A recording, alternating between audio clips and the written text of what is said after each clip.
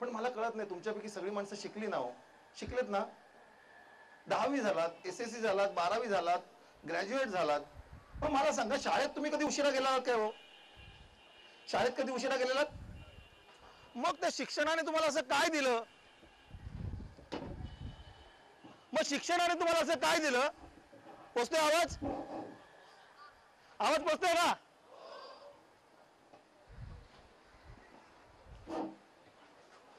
असं खणखणीत असावं लागतं, मग माईक बदलून मिळतो. असं शिक्षणाने तुम्हाला असं काय दिलं की शाळेत असताना तुम्ही वेळेवर जात होतात, तुमच्या मुलांना तुम्ही वेळेवर पाठवता, प्रत्येक ठिकाणी तुम्ही वेळेवर जाणं पाठवता, कारण त्यांचा कार्यक्रम, त्यांची शाळा, त्यांची परीक्षा नसताना किंवा असताना सुद्धा वेळेवर मुलं जात आहेत. येस और नो? हो की नाही? प्रत्येकाने उत्तर द्यायला शिका. सासूला उत्तर देतात तशी देऊ नका, नाहीतर बायका बऱ्याच वेळा हा मान हलवतात, हो किंवा नाही असं उत्तर देतात, मग सासूने समजायचं हो तो, नाही तर नाही. सोपं असतं ना. नवऱ्याला पण बऱ्याच वेळा असंच कटवलं जातं, बरोबर की नाही? कोण हो म्हणाला? लग्न नाही झालं ना, म्हणूनच म्हणालीस. कोणती एक लग्न झालेली बाई म्हणाले का बघ, इकडे सुद्धा हो म्हणायला तयार नाही. बिचारे पुरुष असा प्रकार नसतो हा. पुरुष बिचारेचं दाखवतात म्हणून जग चालतं आणि मजेत चालतं. मूळ मुद्दा असा आहे की तुम्ही जर वेळेवर जाऊ शकला नाहीत आणि तुम्ही जर मुलांना वेळेवर पाठवलं नाही तर चालणार नाही. मग असं काय झालं? मुलगा मात्र वेळेवर शाळेत जातो आणि आई बाबा म्हणतात मूर्ख माणूस, आणि तो फोनवर मात्र मुलाला सांगतो अरे त्याला सांग नाहीये म्हणून, नाही तर कधीच निघाला म्हणून सांग, असं खोटं बोलायला पण शिकवतो. आणि अधिक अरे गाढव आहेस तू, फक्त शाळेत लवकर जायचं असतं, असं कधी वेळेवर जायचं नसतं, म्हणूनच आपली मुलं इंटरव्ह्यूला नापास होतात. येस और नो? ठरवा काय ते, ठरवा काय ते. असं जर ठरवता आलं नाही तर आजचं सेशन फुकट गेलं. ह्या टकलूला येऊन फायदा काही नाही. हो टकलूच म्हणायला मी शिकवतो. मी इकडे कोणतंही तुम्हाला मार्गदर्शन, व्यवसाय मार्गदर्शन शिकवायला आलो नाही, करिअर गायडन्स द्यायला आलो नाही, कारण माझा तो विषय नाही. पण माझा हा विषय आहे की करिअर गायडन्स कडे कसं बघावं आणि आपलं करिअर कसं घडवावं हे मला कळतं आणि हे तुम्हाला शिकवता येतं. म्हणूनच वेगळ्या पद्धतीने, वेगळ्या रीतीने विचार करायला लावतो मी, आणि तेवढाच वेगळ्या पद्धतीने विचार करायला लावायचा आहे. म्हणूनच वेळेवर यायला लागा. वेळेवर आला नाहीत तर येऊ नका.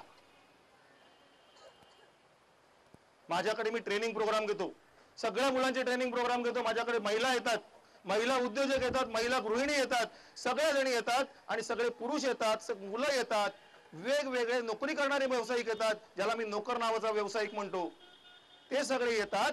आणि त्यावेळेला त्यांना ते जर उशिरा आले, 9चं सेशन असेल तर 9चा काटा 9 वर गेला, टोला झाला की संपलं. त्यांना 500 ते 1000 रुपये दंड असतो. 1000 रुपये दंड एका सेशनला. आले नाहीत तर, उशिरा आलेत तर, जर आले नाहीत, उशीर झाला तर जाऊया नको तर 2000 रुपये दंड. पर्याय नाही. तुम्हाला पर्याय नाही अशी व्यवस्था करता आली पाहिजे, आणि पर्याय नाही अशी व्यवस्था करता आली तरच आपण यशस्वी होतो. म्हणूनच सांगतोय तुम्हाला तुमच्या गोष्टी कराव्या लागतील, पण तोच नियम माझ्याकरता मात्र तोच असतो. जर चुकून 9चं सेशन चालू होणार असेल आणि 9 वाजता मी हजर नसेल तर मला प्रत्येक जेवढे ट्रेनिंगला असतात त्या प्रत्येकाला मी 500 रुपये देणं लागतो. जर 16 ते 20 जण असतील तर 8000 ते 10000 रुपये मला दंड असतो. माझ्याकरता वेगळा नियम नाही. पण असं कधी झालेलं नाही, कारण त्याच्या पुढची गोष्ट मी त्यांना सांगितलेली असते. जर चुकून मी 9 वाजता नसेल तर माझ्या खुर्चीला हार घालून मोकळं व्हायचं. आभास वारला, श्रद्धांजली वाहून मोकळं व्हायचं, आत्म्याला चिरशांती लाभो. हे जेव्हा तुम्हाला सांगता येतं ना, त्यावेळेला तुमचा प्रोग्राम 4:30चा असताना 2:15 वाजता मी इकडे होतो. श्रीकांत सुद्धा 4 वाजता इकडे होते, आणि आपल्यातले बरेच जण 5 नंतर आले. Yes or no? आता मुलांना उत्तर काय द्यायची विचारा, कारण संध्याकाळी गेल्यानंतर, घरी गेल्यानंतर विचारणार आई आणि बाबा तो टकलू जे म्हणत होता ते सत्य आहे का? तुम्ही कसे उशिरा गेलात? म्हणून मी लोकांना सांगतो मुलांना घेऊन येऊ नका, पंचायत कराल, कारण हा सत्य बोलायला शिकवतो आणि मग प्रॉब्लेम करतो. मी तुम्हालाही सांगतोय आणि मी सगळ्या मुलांनाही सांगणार आहे, मला टकलूच बोलायचं. हो, टकलूच बोलायचं. ह्याचं कारण असं की बऱ्याच वेळेला आपण मुलांना अडवतो, त्याला टकलू नको बोलू, त्याला हे नको बोलू, त्याला ते नको बोलू. जे तो आहे ते बोलायला काय हरकत आहे? आईला आई म्हणायचं, मामाला मामा म्हणायचं, बाबाला बाबा म्हणायचं, आत्याला आत्या म्हणायचं, त्या मडक्याला मडकं म्हणायचं, त्या टकलूला टकलू बोलायला काय हरकत आहे? कारण त्या टकलू बोलून जे डेअरिंग येतं त्याचं बेअरिंग सांभाळणारी कला तुमच्या मुलांमध्ये यायलाच हवी.